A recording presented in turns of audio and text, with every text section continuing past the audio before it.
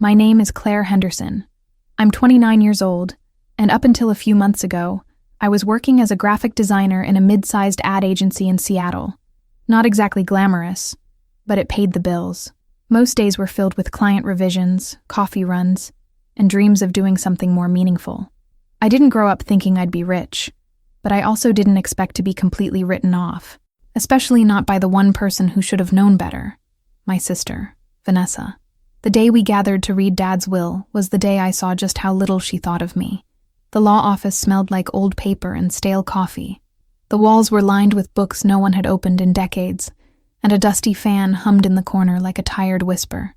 Vanessa sat with her legs crossed, wearing that expensive blazer she always reserved for important occasions. She didn't look sad. She looked expectant, like she was about to cash a check she'd been mentally spending for years. I sat across from her in a second-hand black dress that barely fit me anymore. My hands were sweating. My heart was louder than the fan. Our father's attorney, Mr. Halpern, shuffled papers with the solemnity of a priest. His voice was low and deliberate, each word landing like a pebble dropped in still water. To my eldest daughter, Vanessa Henderson, I leave. He paused. My breath caught. On the entirety of my estate. She didn't react at first. Then her lips curled into that smirk, that victorious, I always win smile that made me want to scream. Halpern continued. To my younger daughter, Claire Henderson, I leave the sum of $1. Vanessa let out a tiny laugh, sharp, barely disguised. She turned to me with a look that said, "See? He always loved me more." I wanted to cry, or throw something, or maybe disappear, but I just reached into my coat pocket and closed my fingers around the folded paper I had hidden there. My heart pounded harder. I'd read that page 100 times, memorized every word, but I waited. Let the silence settle. Let Vanessa think she'd won. The thing is, my dad didn't forget me. He didn't leave me $1 out of spite or as a joke. That $1 was a placeholder, a test, and the missing final page of the will proved it. It was handwritten, signed, dated, and deliberately removed. By me. I found it 2 nights before the reading, tucked into an old book in his study. I knew exactly what it meant, but I didn't tell anyone. Not yet. My relationship with Vanessa had always been strained. She was the golden child, the straight A student, the debate champion, the one who Dad took to business dinners. I was the messy one, the creative one, the afterthought. She resented me for being close to Mom, and after Mom died, we barely spoke unless we had to. Dad tried to keep peace between us, but I could tell he was tired of the drama. Maybe that's why he did what he did. Maybe he wanted to test who we really were. After the will reading, Vanessa stood and hugged Mr. Halpern like she'd just won an Oscar. I stayed seated, quiet, unreadable. Then I cleared my throat. "Actually," I said, pulling the folded paper from my pocket, "there's one more page." The room froze. Mr. Halpern blinked. "Excuse me?" Vanessa's smile faded. I handed the paper to him, watching his face as he scanned it. I knew the moment he hit the sentence that changed everything. His eyebrows lifted. He looked up at me like he was seeing me for the first time. Vanessa snatched the page from his hands. "This isn't real," she hissed. "Where did you get this?" Her voice had lost all its charm. It was sharp now, panicked. "It's his handwriting," Mr. Halpern said slowly. "And it's dated the same day as the original will. This changes things." I almost felt sorry for her. Almost. But then I remembered every time she belittled me, every time she cut me out, every time she treated Dad like her personal ATM. And I just stood there, silent, waiting for the next move. The amended page revealed something no one expected. My father had left the estate in trust, with specific conditions. Vanessa's access depended on behavior. Mine came with responsibility, but full control. If anyone contested the will, the trust would be frozen for years. Vanessa knew this, and now, for once in her life, she was speechless. I took a deep breath. I didn't want revenge. I wanted recognition. And finally, I had it. But the real story wasn't just about the money. It was about why Dad changed the will, and what secrets he left behind. After the reading, the room emptied quickly.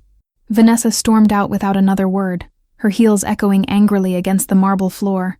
Mr. Halpern stayed behind, flipping through the amended page with a look that mixed admiration and concern. "You know this won't be easy, Claire," he said quietly. "Vanessa will fight this." I nodded. "I know. I wasn't naive. My sister didn't let things go, especially not when they were things she believed belonged to her. But this time, she wasn't the only one with a plan." Later that evening, I sat in Dad's old study, his sanctuary. The room still smelled like him: wood polish, leather, and faint traces of the cologne he wore every Sunday. I ran my fingers over the bookshelves, stopping at the volume where I found the final page. It had been hidden in The Art of War, fitting, considering what was coming. On the desk was the same photo of me and Dad at my college graduation, framed in oak. He looked proud, genuinely proud. That photo had always made Vanessa furious. I opened the bottom drawer of the desk and pulled out the folder Dad had labeled Claire, Private. Inside were bank statements, letters, and a notebook filled with his neat, slanted handwriting. The first line read, "If you're reading this, then you found what I meant for you to find." My chest tightened. He had planned this, not as a game, but as a safeguard. He knew Vanessa would manipulate the will if she could. He knew she'd smile that cold, rehearsed smile, but he also knew me, and he trusted me to do the right thing. The trust details were complex. Dad had moved much of his assets into a silent partnership with a renewable energy startup, one I had no idea even existed. He left instructions for me to meet with someone named Jordan Webb, a name that meant nothing to me then. According to the notes, Jordan held the key to unlocking the funds and transferring legal control. There was also a clause: if either beneficiary attempted to tamper with the legal process, the assets would go to charity. All or nothing. Dad wasn't just rich, he was clever and cautious. The next morning, I met Jordan at a coffee shop in Capitol Hill. He was in his early 40s, tall, with kind eyes and a calm, methodical way of speaking. "Your father was the reason we got off the ground," he told me. "He believed in what we were building." I listened as he explained how Dad had invested quietly but substantially. He didn't want his name on anything, said the work should speak for itself. Jordan handed me a flash drive. "This has everything you'll need." I thanked him, unsure if I felt more honored or overwhelmed. Vanessa called that afternoon. I let it ring 4 times before answering. Her voice was sharp but restrained. "You blindsided me," she said. "That wasn't fair." I almost laughed. "You mean like leaving me $1?" There was silence on the other end. Then she sighed. "Look, maybe we can talk. Work something out." I leaned against the wall, staring out at the rainy Seattle skyline. "It's not about the money, Vanessa." Another pause. "Then what is it about?" I didn't answer, because even I was still figuring that out. That night, I dreamed of Dad. We were sitting on a bench near Green Lake, the same one we used to visit every Sunday after brunch. In the dream, he handed me a key. I didn't know what it opened, but it felt heavy, significant. I woke up before I could ask. The house was silent. Rain tapped gently against the window. I sat up, gripping the flash drive Jordan had given me. It was time to dig deeper. Time to understand why Dad had trusted me, and what he might have feared from Vanessa. I plugged the drive into my laptop and watched as folders opened. Legal documents, emails, audio recordings. One folder was labeled Final Thoughts. I clicked it and found a video file. Dad's face appeared on screen. Older, tired, but composed. "Claire," he began, "if you're watching this, it means things played out the way I expected. I wish I could have done this differently, but I needed to protect what matters most. And that includes you." His voice broke slightly. I paused the video. My throat tightened. I wasn't ready to hear it all. Not yet. I called my best friend, Melanie. She was the only one I trusted fully. When I told her everything, she listened without interrupting. "Damn," she finally said. "This is bigger than I thought." "Yeah," I whispered. "It's not just about inheritance. It's about legacy, about who he believed we were." Melanie offered to help however she could. "You're not in this alone, Claire. And for the first time in days, I believe that. But I also knew this was only the beginning. Vanessa wouldn't walk away without a fight." The next morning, I received an envelope by courier. No return address.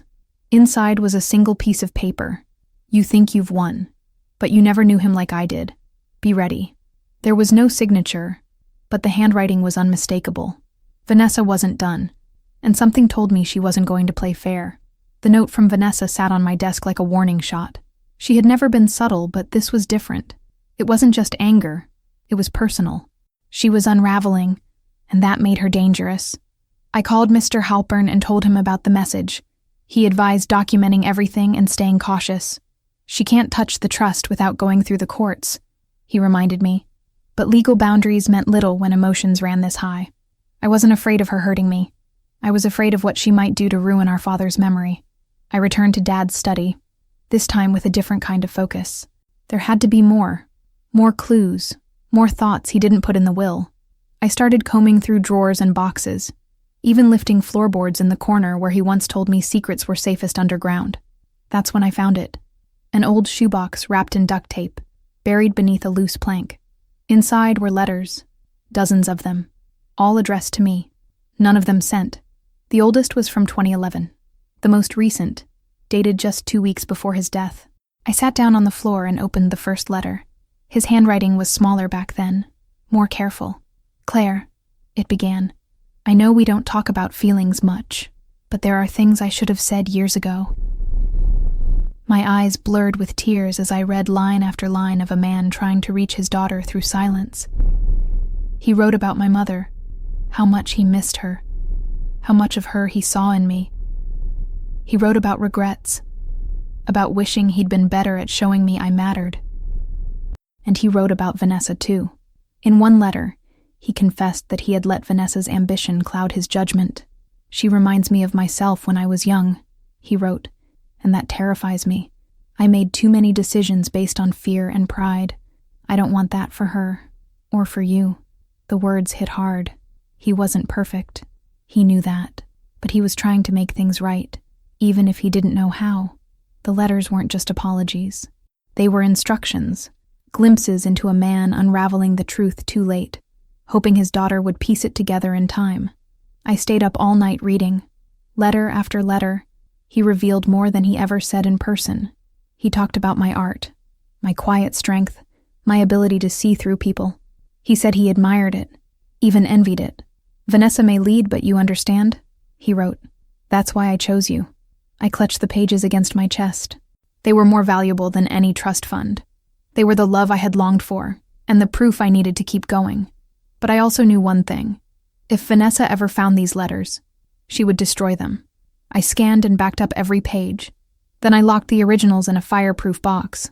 The next step was to meet with Jordan again. We sat in his office, a minimalist space filled with green plants and clean lines. I handed him a copy of one of the letters. "This explains everything," I said. He nodded slowly. "Your father was protecting his legacy, and you are that legacy." Jordan showed me the next stage of the trust transfer. Documents I needed to notarize, accounts to secure, and a press release Dad had written but never sent. The release was short and powerful.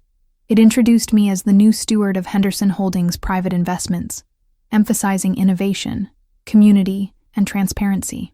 "He wanted you to be the face of something new," Jordan said. "Not just his heir, his evolution." It was overwhelming, but it felt right. For the first time, I could see a future that didn't feel like a reaction to Vanessa, but a continuation of something my father actually believed in. I agreed to the release. The world would know soon, and so would Vanessa. The next morning, my inbox exploded. Media outlets were already picking up the story. Some praised the transition. Others speculated about a sibling feud. One article featured a photo of me and Vanessa from years ago, cropped and awkward. The headline read, "From Shadows to Spotlight, the Forgotten Daughter Rises." I closed my laptop, heart pounding. Vanessa would see this. She'd feel exposed, and she'd strike back. I wasn't wrong. That afternoon, my phone rang. It was Melanie, breathless. "Claire, she's suing you, contesting the will." Mr. Halpern confirmed it within the hour.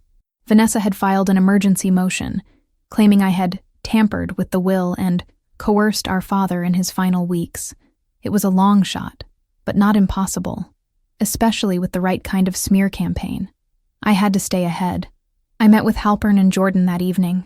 "She's desperate," Jordan said, "but she's not stupid. She knows how to manipulate public opinion." I took a deep breath. "Then we don't just fight legally. We fight with truth. I have Dad's words, and I'll use them. As I walked home that night, Seattle's rain felt colder than usual. I clutched my coat tighter, heart racing with a strange mix of fear and clarity. Vanessa had fired her first real shot, but I wasn't the girl she used to push around anymore. I had the will, the letters, the truth, and for the first time in my life, I had something more powerful than her approval. I had purpose. The courtroom smelled like dust and old wood, the kind of place where time feels slow and heavy.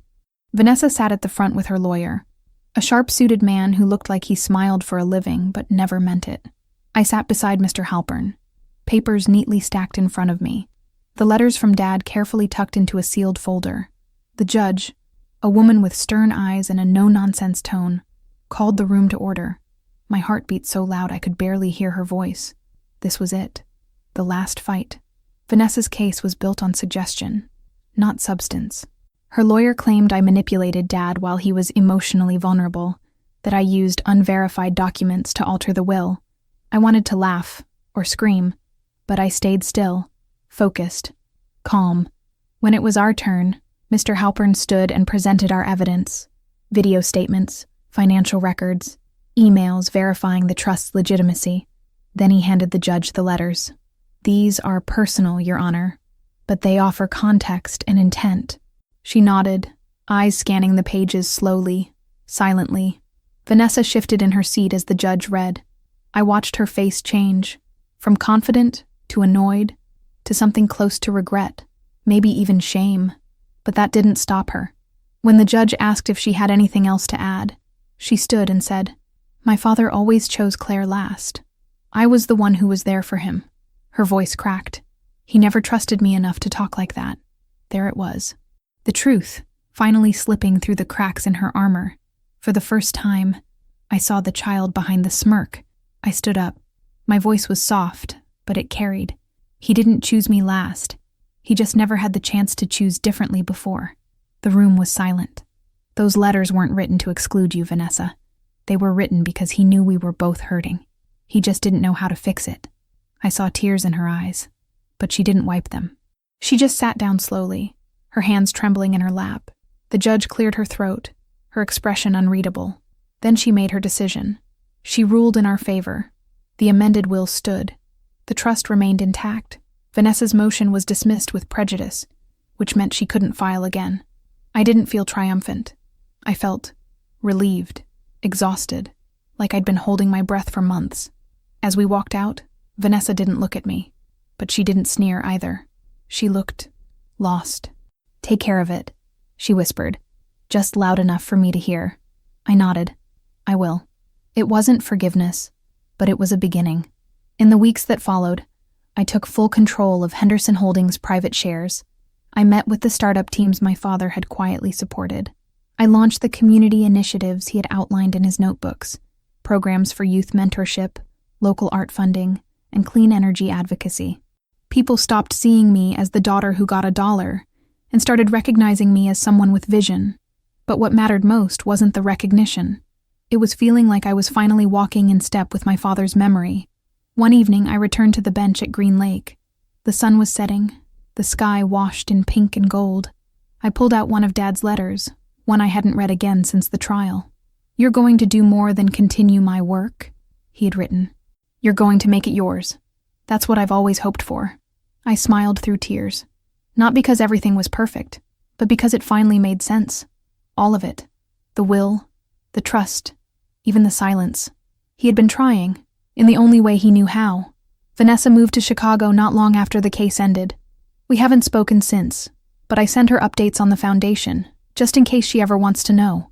I don't expect her to write back, but I hope someday she will. I've learned that family isn't about getting everything right. It's about trying, even when it's messy, even when it hurts, especially then. That's what Dad was teaching us all along. We just didn't see it in time. Now, when people ask me how I came into all this, I don't tell them about courtrooms or trusts. I tell them about the letters, about the bench at Green Lake, about a man who learned too late how to love both his daughters differently, but deeply, and about a girl who found her voice in the pages he left behind. I tell them the truth, the kind that isn't always easy, but always matters. Because in the end, I didn't just inherit an estate, I inherited a purpose.